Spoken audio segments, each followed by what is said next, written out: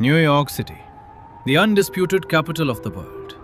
A concrete jungle, a metropolis powered by 8 million dreams. Millions of miles of electrical wire and an endless pulsing grid of blinding, beautiful light. It prides itself on never sleeping. A city defined by its constant, overwhelming energy. But what happens when you take this densely populated, volatile city and you simply turn off the switch? There is a precedent. In November of 1965, New York suffered a massive blackout. But history remembers 1965 fondly. It was treated almost like a romanticized anomaly, a sudden shared holiday. Neighbors helped neighbors. Strangers shared candles and food. The crime rate actually dropped.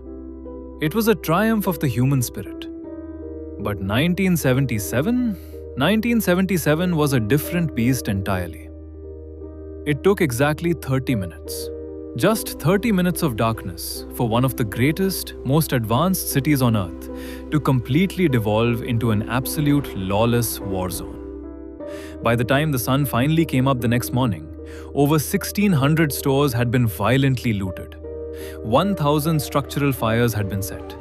Over 3,000 people had been arrested, completely breaking the criminal justice system. And an entire city was left permanently scarred. This wasn't just a power outage. This was a purge. A boiling point for a city already suffocating under a heat wave, drowning in financial ruin, and terrified of a serial killer. This is the story of July 13th, 1977. The night New York City went mad. The powder keg. To understand why civil society completely collapsed, you cannot look at the NYC of today with its luxury condos and safe tourist traps. In 1977, New York was on the brink of death. It was bankrupt, rotting from the inside out due to financial mismanagement. The federal government had refused a bailout. To avoid total collapse, Mayor Abraham Beame slashed vital public services to the bone. They fired thousands of police officers and firefighters. Sanitation workers were cut, leaving giant mountains of garbage rotting in the heat. The South Bronx had become a literal wasteland. Landlords were actively hiring gangs to burn their own worthless buildings for insurance money. The Bronx's burning wasn't a metaphor, it was the daily reality. And then came the heat. July 1977 brought a punishing heat wave. Temperatures soared to 104 degrees Fahrenheit. In a concrete city, it felt much worse. People were trapped in cramped, unair-conditioned apartments. They were sweating, agitated, and furious at a government that had abandoned them. But there was something far more sinister keeping New Yorkers awake. A boogeyman calling himself the Son of Sam. Armed with a .44 caliber revolver, this unidentified phantom was randomly executing young people, paralyzing the entire city with fear. Because of the heat, they were terrified to stay in. Because of the killer, they were terrified to go out. New York was a giant, suffocating powder keg, dripping with sweat and dread. It just needed a single spark to blow. The spark. Wednesday, July 13th. The evening begins normally. The Yankees are playing, theaters are packed, and diners are full.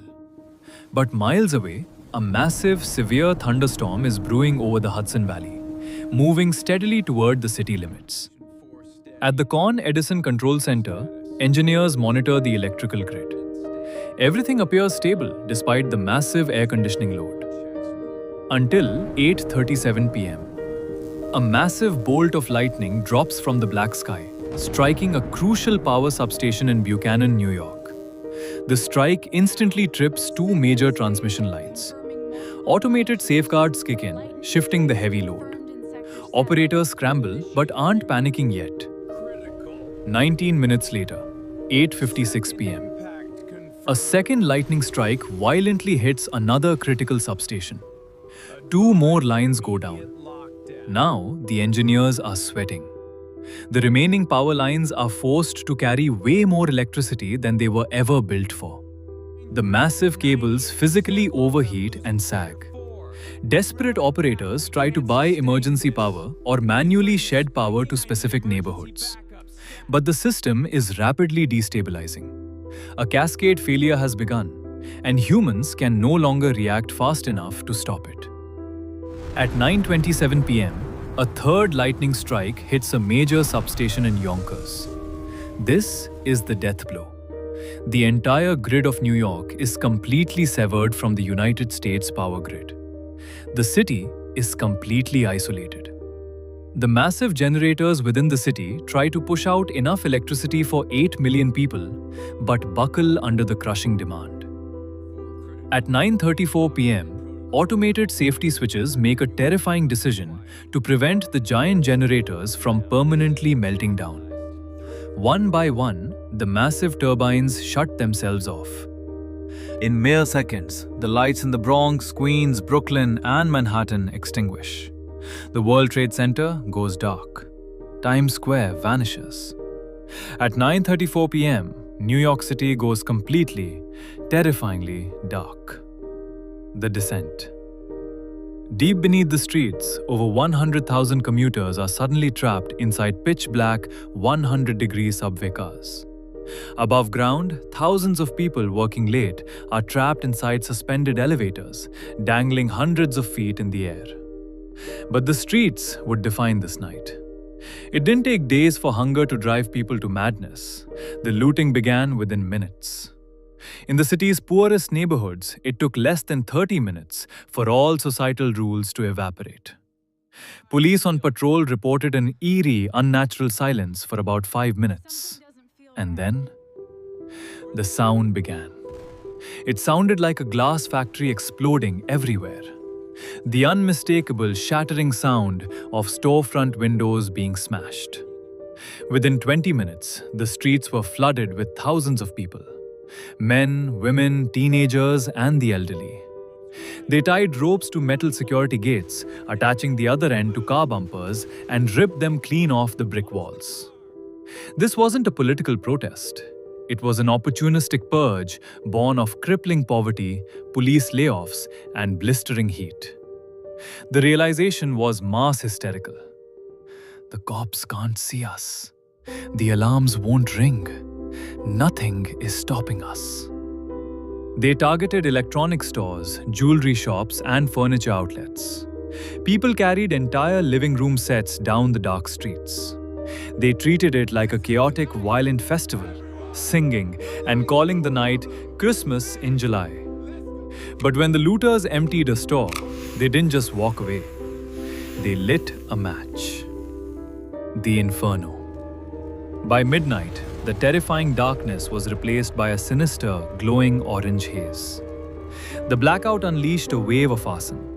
The South Bronx and Bushwick were choked with black smoke. Looters burned stores to the ground as a tactical move. A massive fire forces police and fire engines to rush to one block, leaving the next 10 blocks completely unguarded. Within hours, over 1,000 structural fires were reported. The fire department was living a nightmare. Firefighters rushing to save trapped families were met with senseless violence. Mobs threw bricks and glass from rooftops. Rioters slashed canvas fire hoses with hunting knives. Firefighters even reported sniper fire and were forced to retreat. The legendary NYPD was completely impotent. Budget cuts had stripped them of thousands of veteran officers. 8,000 cops were tasked with controlling 8 million people in blinding darkness. The math was impossible. Precinct commanders issued an unprecedented order. Do not shoot. Do not try to stop the looting. Stand down. Arresting people would literally deplete their own defenses. So, police guarded hospitals and banks, but surrendered retail streets to the mob. Looters grew bolder. In the Bronx, a mob hot-wired 50 brand-new vehicles and smashed them straight through glass showroom doors. By the early hours of July 14th, the city had completely fractured. In the wealthy Upper East Side, residents drank champagne by candlelight. But just a few subway stops away in Bushwick and Harlem, the streets belonged entirely to chaos. The aftermath. Thursday morning brought no relief. The 100-degree sun illuminated streets that looked like a bombed-out city in World War II. Entire blocks in Brooklyn were leveled. Broadway and Fordham Road were buried under shattered glass and gutted storefronts.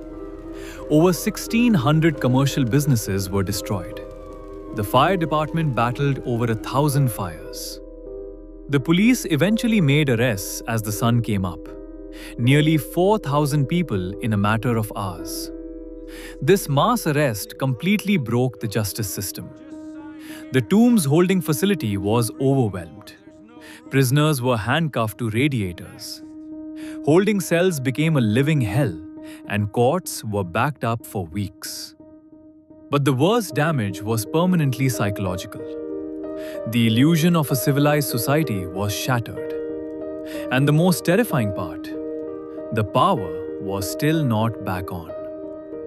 By Thursday afternoon, the crisis mutated. Without electricity, massive water pumps failed. High-rise apartments had no running water.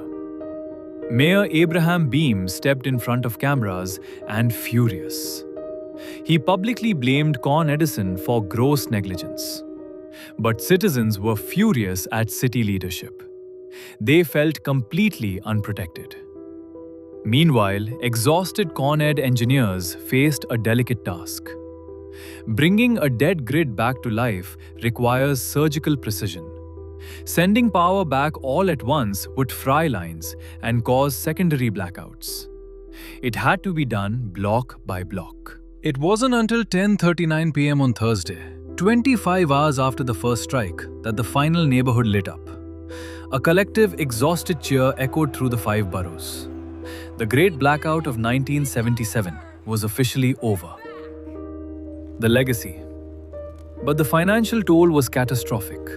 Over $1.5 billion of economic destruction overnight in today's money. Thousands of mom-and-pop businesses never reopened. Owners fled, accelerating white flight and leaving the inner city more destitute.